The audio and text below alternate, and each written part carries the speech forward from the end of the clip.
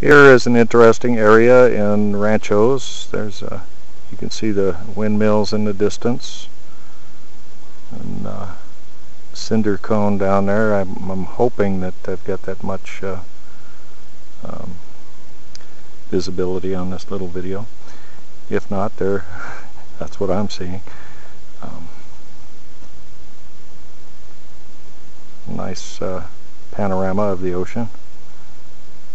And they're recently paving the street here, oiling it, and I guess gonna put some gravel down or something.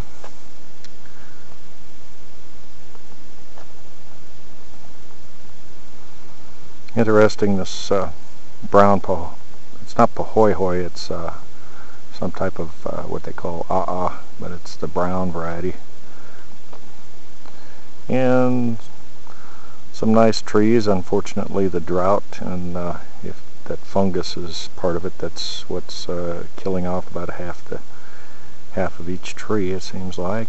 Hopefully they'll come back out of their stupor when it starts raining a bit more.